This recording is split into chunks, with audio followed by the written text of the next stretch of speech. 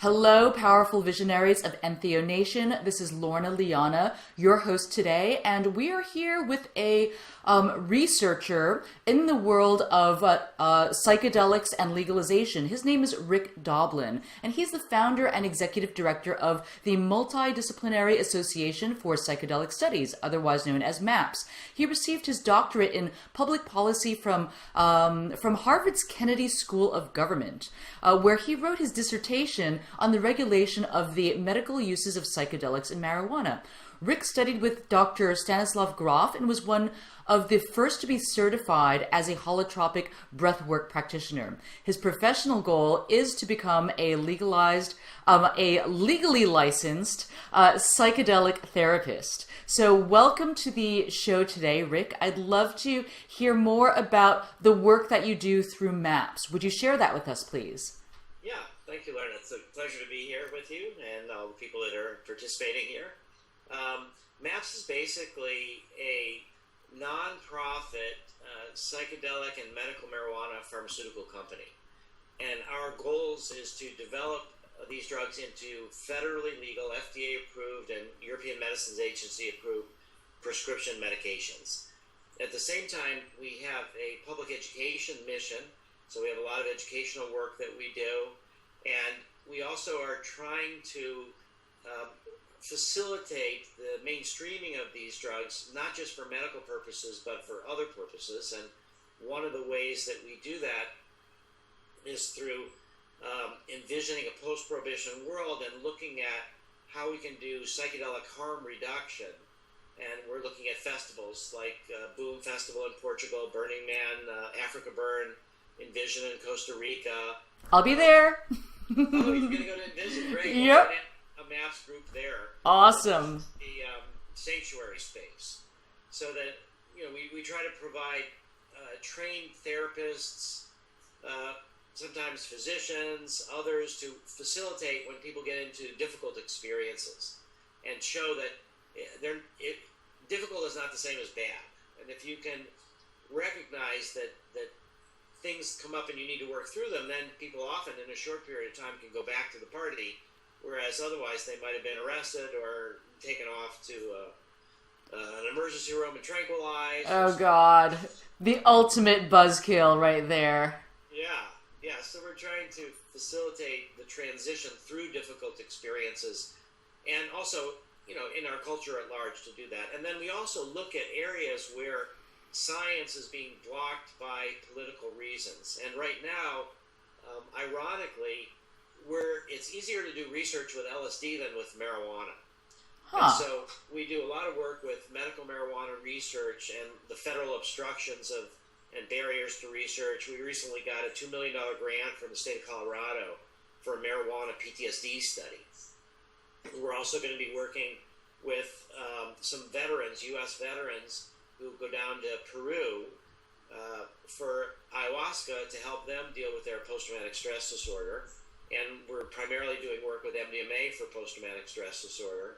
So MAPS is both pharmaceutical drug research, public education, and then some political work to open the door to scientific research. Wow, that's really interesting, the work that you're doing. And so I want to just dive into different aspects of this, starting with the festival work that you do. So, I remember hearing about the sanctuary years ago, and I thought it was just utterly cool and very needed to have a safe space for people that were just having having a visionary experience in an environment like the playa, where it can be very dehydrating, very confusing, and hot. And so, to be able to find a place to go to where you can just chill out and drink water and rehydrate yourself and not have to deal with emergency services and people rushing you on a stretcher or some ambulance, and when really just all you need is shade and water. I thought that was an amazing thing, and so hearing about the sanctuary and the fact that you work with people who are trained and who are therapists is wonderful. So tell me more about these services that you provide in these festival environments. How does it work, and what are you typically dealing with, and how do you deal with them? Well, in addition to food and water, or shade and water, people need to feel safe. That's the fundamental thing. So what we're finding, unfortunately, is the rise of sort of rave culture scared our culture, and in around 2000, a law was passed called the Anti-Rave Act, which criminalized harm reduction. So it was called Reducing America's Vulnerability to Ecstasy, the Rave Act. The Vice President Biden was a senator, and he was the one behind this.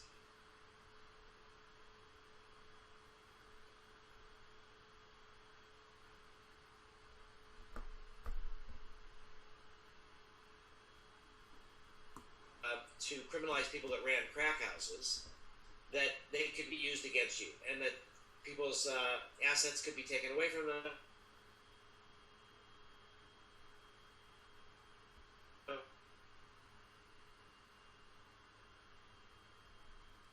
Hey, Rick, you are totally freezing up on this call. I just lost you there. Let me see. So, I don't know how much I lost because sometimes there's a bit of a delay, but it got really slow for a second. And so if we can restart, I'll have my video editor cut that part out. And if we can restart from the Rave Act. So you were talking about the Rave Act. Okay, so I'm going to give you a countdown. Can you just also check to see that you have everything shut down that needs to be shut down? So yeah, it looks like it. Okay, great. So I'm really running slim on this, like Skype, text editor, and Finder. So that's pretty much all I have open. Okay, so I'm going to clap so my editor knows, and then we're going to take it from the Rave Act, okay? 1, 2, and 3. Right, so Vice President Biden was a senator in around 2000 and passed a bill that criminalized harm reduction efforts. It was called the Rave Act, Reducing America's Vulnerability to Ecstasy.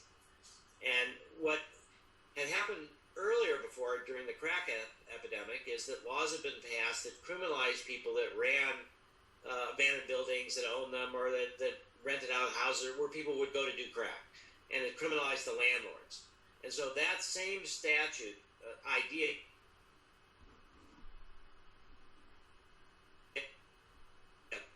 what it did was so that if people offered harm reduction services, that meant that they were aware drugs were being used in their facilities, and then they could be prosecuted for that. So it had a perverse effect in that it made drug use more risky rather than less risky. So that's the environment. So what we try to do is look internationally. And so we've worked in Portugal at the Boom Festival, which is the world's example of psychedelic harm reduction. So there's police on the fest, and we've worked at Burning Man and Africa Burn and Envision and other festivals around the world. And so the essence of what we do is to provide places where therapists, physicians, people who are volunteers, but these areas will provide safe support for people to go through challenging emotional issues. We screen them for physical issues, anything physical, they go off to the medical staff. And so we've got 4 basic principles of how we operate. And the first is to create a safe space that need to feel protected. And that's similar to what we do in the therapeutic work. People in our research, people know that they're safe, that they can explore inner worlds, that they're protected from intrusion, that they don't have to respond to the phone or the door, that no one can abuse them or steal their stuff or anything like that. They can relax, they can go inner, and they can deal with what's working with them. Then the next basic principle we call is sitting, not guiding. And what that means is that the guide is the person's own unconscious. And that is the way that we do the therapy as well.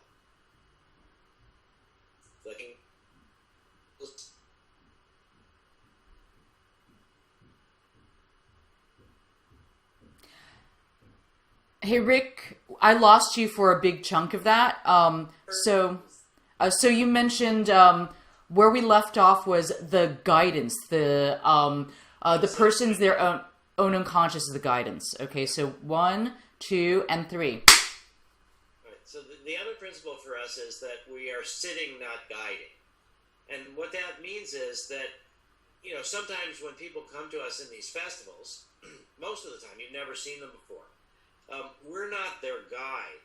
That's a common word used in psychedelic circles where you're guiding somebody, or a shaman is your guide, or something like that. So our view is that the person's unconscious is the guide, that their own inner healing intelligence is really the guide, and we have a non-directive approach. So we are sitting with people, we're helping facilitate them to deal with what's coming up, but that what we're following is their own inner guide.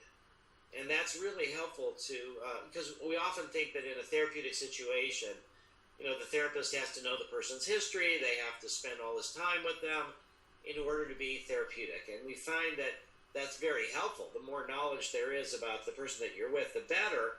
But at the same time, you can be therapeutic and support people through difficult experiences without ever having met them before.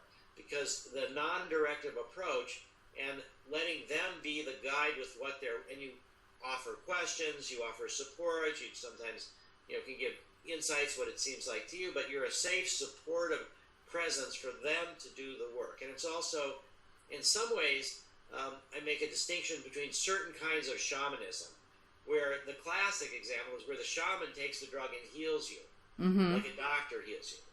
And this is the opposite of that, where the power dynamics there are that the shaman is the one that's healing you. You're not healing yourself. And so we're saying that people heal themselves, and that's the way that they become the most independent and the strongest and grow the most. And we do that by honoring the inner guide, the inner intelligence. We support that. We are sitting, not guiding. Okay, then the third principle, the work that we do at festivals and the psychedelic harm reduction, we call it is talk through, not talk down. Okay, and what that means is we guide people into the problems. By guide, I mean ask them questions, draw their attention to, but it's still the guide is their own inner unconscious. But the idea here is that we're not saying to people, look, you've taken a drug, it's going to go away in a certain period of time, and so just think about happy things for as long as you can, and eventually, it'll be all okay. Just, look at this beautiful flower, or, so that side of talking somebody down, but we talk them through. We're like, okay, what is bothering? What are you scared of? Oh, I'm scared I'm going to die. Well, what would happen if what makes you think you're dying? Well, what does that feel like? Could that be interpreted as ego death rather than physical death? Because we also, have medical staff to screen them to make sure they're not actually dying. So that's key. So it's like a symbolic ego death. And so it's the death rebirth process that we encourage people to think in that kind of metaphor. Talk through, not talk down. And then the fourth principle is that difficult is not the same as bad.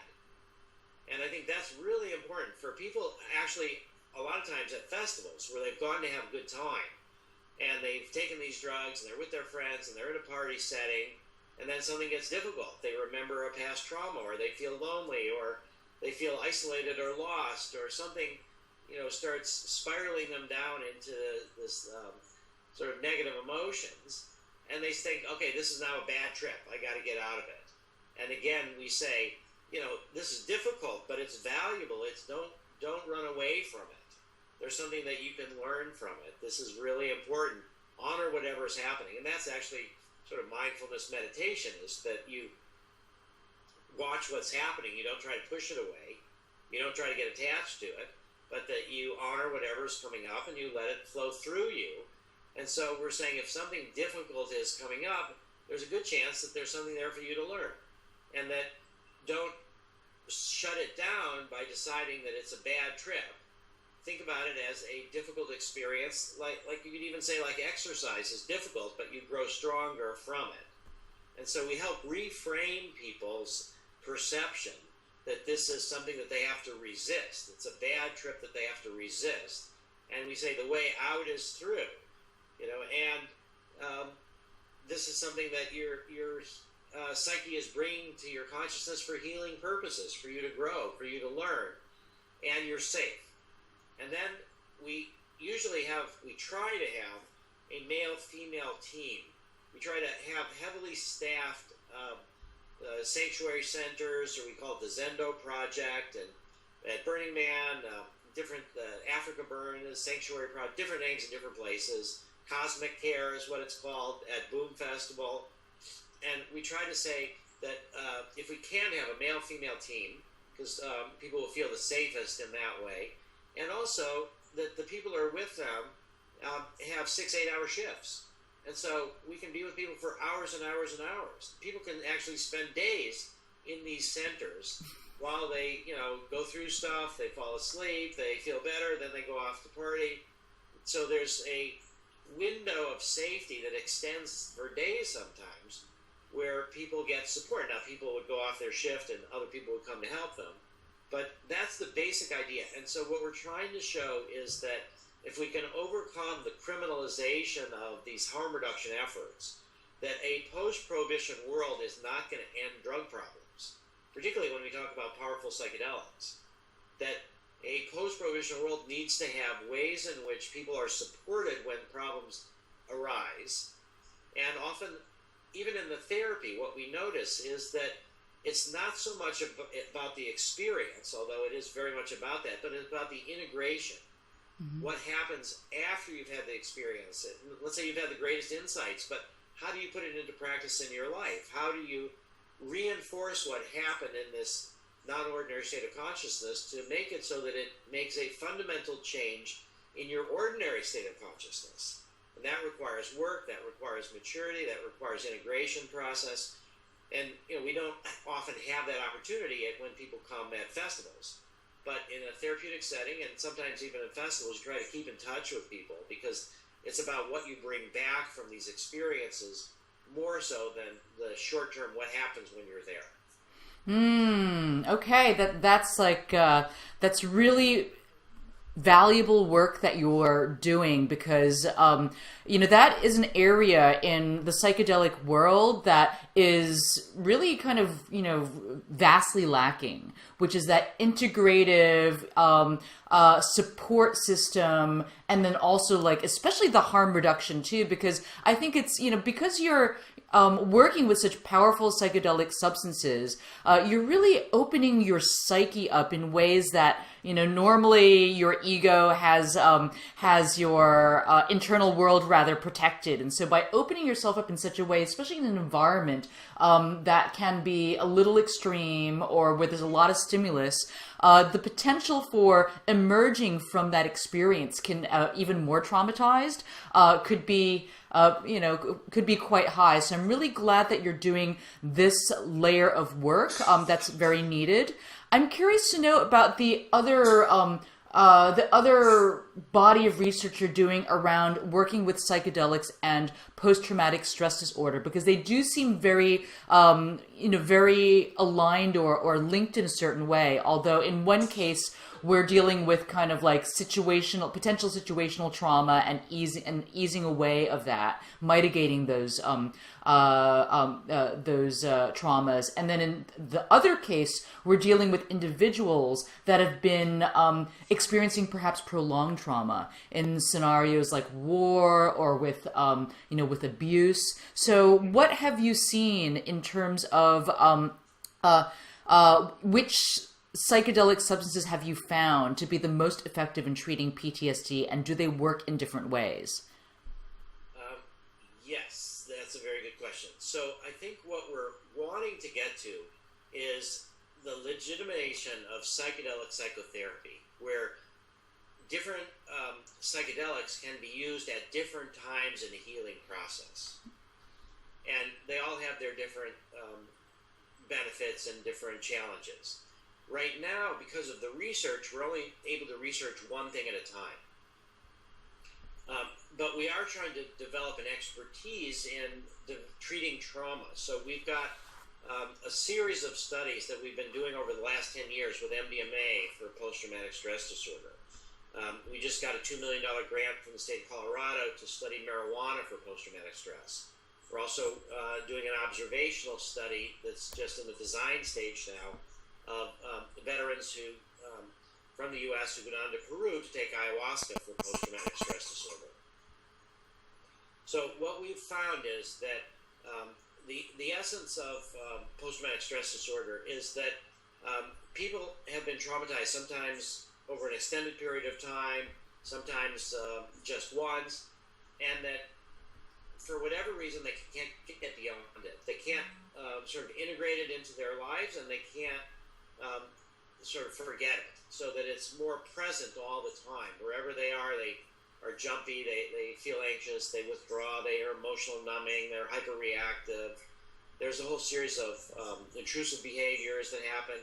So what we are looking at with MDMA, I think that I would say that both MDMA and ayahuasca are more in the direction of trying to help people get to the core of the issues, and cure is a delicate word, but durable remission of symptoms.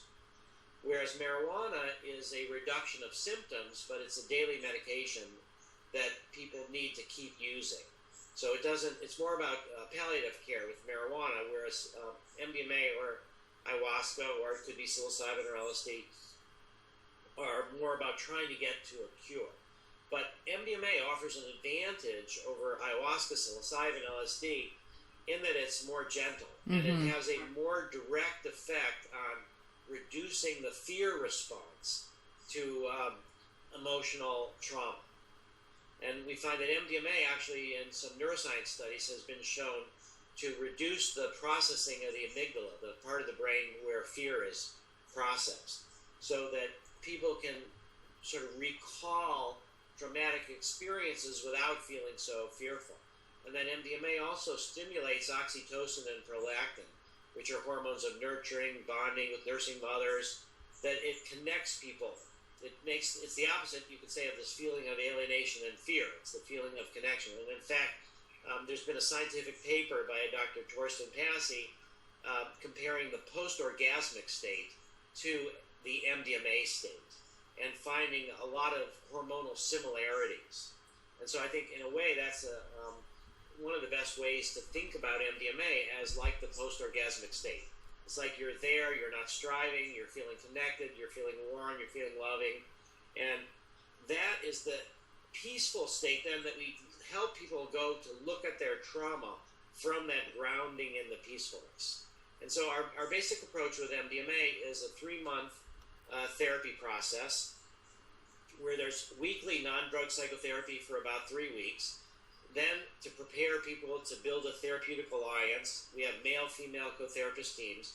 Then people have a day-long MDMA experience, 8 hours, from 10 in the morning till 6 at night, usually around 100, 125 milligrams a kilogram. And then after 2 hours or so, there's a supplemental dose of half the initial dose to prolong this therapeutic plateau. Then people spend the night in the treatment center to reflect, to give themselves time. MDMAs can be exhausting for people, so you need to rest afterwards. And then there's integrative psychotherapy for several hours the next day. Then people go home, and we call them every day on the phone for a week, checking in and how they're integrating. And then they come back for weekly non-drug psychotherapy for about a month, and integrating what happened and preparing for the next experience. And then we repeat that cycle 3 times. So they get 3 MDMA experiences a month apart, each a month apart, and then we have several weeks of non-drug psychotherapy, and then we check them at 2 months and 1 year. Or in our first study, since it took a long time to do, we check people an average of 3.5 years. And that's our basic model, and we're trying to help it so that people don't need any drugs after it. Marijuana is a different model. Marijuana is daily use of marijuana at night to help people not have nightmares, to focus them more on the present, to build a little bit of a positive mood. Some people, marijuana makes more anxious. So again, it's not going to work for everybody, but it does. It's a palliative treatment. Ayahuasca is more about helping people have kind of this unit of spiritual experience. And at the same time, it also helps people work through issues of their biography, things that have happened to them in their lives. So ideally, I would say in a future situation, maybe 10 years from now, legally, we would probably start people who had trauma with MDMA, give them a couple experiences for how you can deal with fearful things from a safe perspective. Then we would switch to something like ayahuasca or MDMA or LSD or psilocybin, for more of this sort of transcendence of the ego, more of this spiritual unitive experience. And then we would sort of finish up with more MDMA to help integrate and ground. And then during this period, people could use marijuana if they wanted to, but not during the acute treatment periods. Because we want actually the symptoms to increase beforehand so that they're closer to the surface, so that when we do the therapy. So we require people to stop all their psychiatric medications that they're on, to taper off of them. Actually, people do get worse sometimes in terms of their symptoms.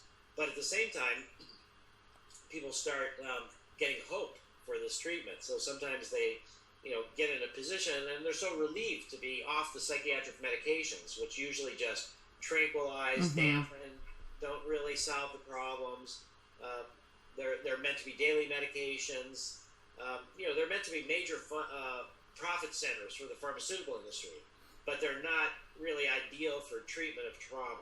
So that's sort of the general overview of how it is that we are trying to treat trauma. We think that by the summer of 2015, we'll have treated about 90 people for post-traumatic stress disorder with MDMA. It will cost us about $4 million we will spend doing it. It's really expensive to do this research. We anticipate that we're going to need to treat around 400 more at a cost of around $18 million. So we're looking for donors to MAPS. It's all tax deductible, maps.org. And we are anticipating by 2021 that we'll have all the research available for presentation to the European Medicines Agency and the FDA to make MDMA into a prescription medicine. And it will then only be available by prescription by trained therapists, probably in special treatment centers like kidney dialysis or methadone centers, where you go to a special place that's really set up for this with people that are trained in its use. And the model for us there is the hospice center. So, in the 60s, people were scared of dying. Birth was medicalized, women were tranquilized, yoga was weird, meditation was a weird import. And so in 1974 was the first hospice center where people weren't sort of medicated out of awareness as they died, but were helped to have kind of a more conscious death. And by 2004, 30 years later, there was over 3,500 hospices in pretty much every city of a certain size in America.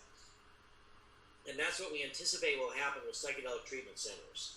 That, starting in 2021, we'll have these legal medicines, MDMA, and probably also psilocybin through the Hefter Group.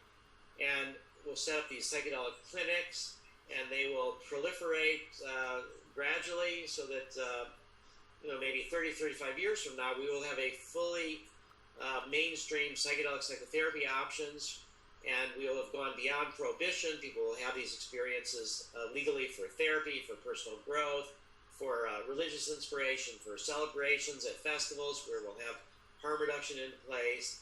And I think that'll be a key towards really helping our species get more spiritual and more able to survive, less able to demonize the others, more sense of we're all in it together. And I think that psychedelics and the mainstreaming of psychedelics can play a major role in the transformation of the human psyche and the survival of the human species. Wow. I commend you on this tremendous work that you've done. It sounds like it was a very prolonged battle to get your MDMA research this far. So I really do hope that we find yourselves getting closer to that vision that you just shared with us. I would love to ask you to share a little bit about what you've seen with the use of psilocybin and end-of-life work. It's a little bit harder for me to speak about that because that's MAPS is not funding that research. That's funded by the Hefter Research Institute. And so I would just encourage you to interview some of the people from Hefner to talk about that. We are, however, we just finished a study with LSD for life work. So LSD, there's a psychedelic renaissance right now. There's more research with psychedelics than at any time in the last 40 years. And the classic psychedelic boogeyman is LSD. And so the research with LSD was the last of the psychedelics to really get approved for research. And the way we were able to do that, was in Switzerland with people that were anxious about a life-threatening illness. And so that's pretty similar to the psilocybin work, the work with LSD for end of life. And what I'm most proud of is that in that study of 12 people, 11 of the 12 had never done LSD before. So what we're showing is that this drug, which sort of dissolves the ego, brings things to the surface, helps people deal with their fears, and then also can help people have the spiritual sense of connection from which they can draw strength. It gives them a certain transcendence of time and space sometimes, the sense of, this enormous billions and billions of years of the sweep of human history. So people can relax about dying. They see that it's a natural process, that there would be no life without death, that it's not something to be feared, it's something to be appreciated, that it makes you appreciate life even more while you have it. It's even more precious. So that the work that we did with LSD was published in the Journal of Nervous and Mental Disease. And we were able to demonstrate that in people who had not come from the psychedelic culture, who were just facing life-threatening challenges and were anxious about it, that through LSD-assisted psychotherapy, they were able to come to a better appreciation of the life that they did have left, and that their anxiety and depression would go down. And we're about to start a study in San Anselmo, California, north of San Francisco, with MDMA for people with life-threatening illnesses with anxiety. And I think that our culture in general, people are more scared of dying than they are of drugs. So if we can, use drugs wisely to help people with the death process, then the dying process, that will be a big doorway into the culture. And I think that is what's happening. And so working with PTSD, working with end of life, and then the third main area is treating addiction with psychedelics. So we've done work with researching ibogaine and ayahuasca in the treatment of addiction. So I think that, Bill W., who started AA, had an LSD experience in the 50s, and he thought that could be really helpful in helping people overcome alcoholism. And he's written about it in the book Pass It On. He previously was sober, but then he tried LSD and found that it could be even more helpful. So I think the idea with people struggling with addiction, a lot of times it's sort of interrupted spirituality. They feel isolated, they feel alone, they reject themselves. And if you can help people through psychedelics to look at what they've previously tried to deny, look at what they've suppressed, accept themselves, feel a spiritual connection, and then it's a way to show the culture that it's not the drugs that are good or bad in themselves, it's how they're used. And that's really the fundamental flaw of prohibition, is that it's invested certain properties. These are good drugs, they're legal. These are bad drugs, they're illegal. And it's about the relationship rather than the thing itself that really determines benefits or risks. And that's what we really need to get our culture back to throw away prohibition and focus on these relationships. And I think with psychedelics and the treatment of addiction, that's a really obvious lesson in a way, that if we can use drugs that are considered Schedule I drugs of abuse to help people with drug abuse problems, people will start thinking, okay, it's how they're used that really matters. And then the fourth main area of research is really just psychedelic neuroscience, how it is that we can learn about the brain, learn about consciousness by studying the brain under the influence of psychedelics, and also psychedelic spirituality. So all of this is really helping me have confidence that over the next generation, and sooner in some ways, that we will be able to mainstream psychedelics just in time, because we desperately need it as a human species.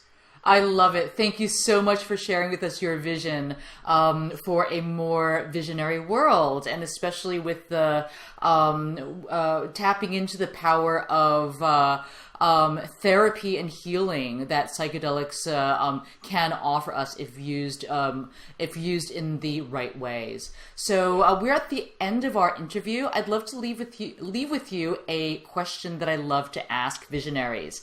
So Rick, would you mind sharing that with us? What was the most visionary or out-of-the-world experience you've had, and how did it affect you so that you were able to derive lasting wisdom from that experience? Okay, well, I don't want to. I usually resist this idea of this was the one most best, but I'll just share one of a series of experiences that stands out. And this was under the influence of MDMA. I was camping out by myself in California on the edge of the cliffs right by the ocean. I found a little spot that the waves didn't come to. So I just and I did it at night. So with the vast starry expanse and the ocean roaring in front of me and the mountain cliffs coming right behind me. And at one point I felt like I would just disappear into the universe. And it was a little bit scary. Like I was, such a small little speck in this enormous universe. And then I started recognizing that for some reason I wasn't disappearing. And I started thinking that there was something woven into the structure of the universe that sort of kept me there. And I felt that that was gravity. And I felt that somehow or other then this gravity was like cradling me. It was like the arms of a woman. I was being cradled in the arms of gravity. And I felt this warmth, and it was like this connection to love of a universal nature. And I was also trying to ponder that same night about the life of a monk. Brother David Steindl-Rast is a Roman Catholic monk that I have a lot of respect for, learned a lot from. And I started wondering, why would somebody want a celibate life? And what is that like? And so during this experience of being cradled in the arms of gravity, it felt like a human. It felt like I was in a woman's arms. It felt like I was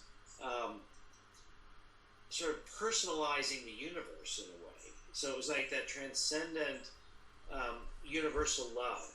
And I've kept that feeling with me, and I've never felt as lonely ever since then.